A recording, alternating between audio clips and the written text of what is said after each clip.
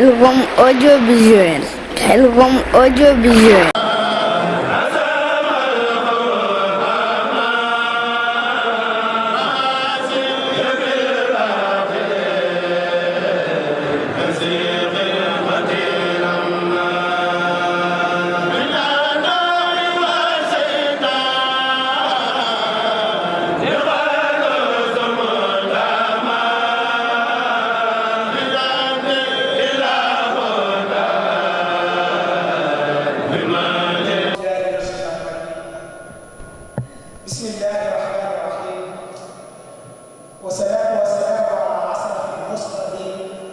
سيدنا محمد وعلى آله وصحبه ومن تبعهم بإحسان إلى يوم الدين.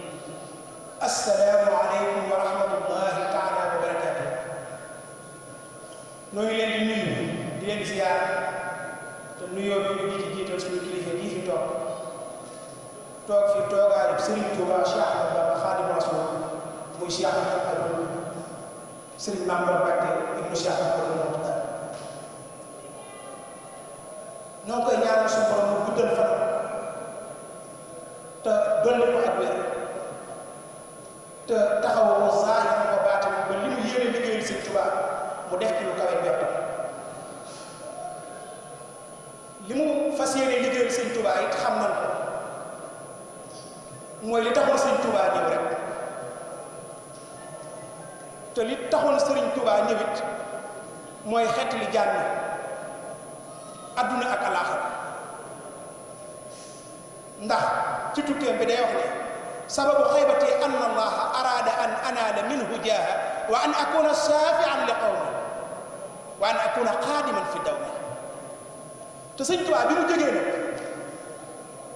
jàkkaarloowul woon akub tubaab jàkkaarloowul woon ak nit ku ñuul.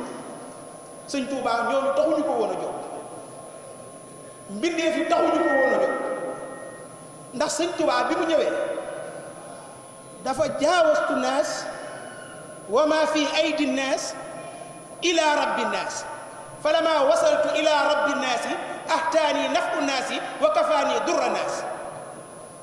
kon am na ku ko taxoon a jóg ñu bàyyi ko xel bu baax ki ko taxoon a jóg du woon tubaab bi kañ wàll la ci ndax seytaane moo dem ruuxalee ko tubaab bi ne jihaar lay fexe fii Soodaan waaye ki ko taxoon a jóg dëgg nag mooy ka génne woon sunu maam Aadama ca àjjana bi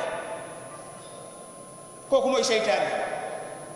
pour ma wax la ne Sëñ tubaab bi taxu ko woon a jóg ndax jeewal la taxaw rek ne ayasa minnillaahu inda jeewali iblisa isnaadaytuhu bi yaawali.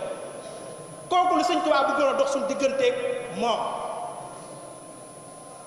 ba def ci suñu xol yi li nga xamee ne mooy imaanu billah ci gëm yàlla def ci suñu xol yi lislaam def ci suñu xol yi ihsaan. ashabta fawran li siwaana kulla man laysa yakunu muminan yaada zaman. ashabta fawran li siwaana kulla man laysa yakunu musliman yaada zaman. ashabta fawran li siwaana kulla man laysa yakunu muhsinan yaada zaman. kon loolu des ko war a bàyyi xel te seytaane moomu nag bi mu jógee dafa am ñett ñu mu àndal ñett ñoo. Khelcom audiovisuel. Khelcom audiovisuel.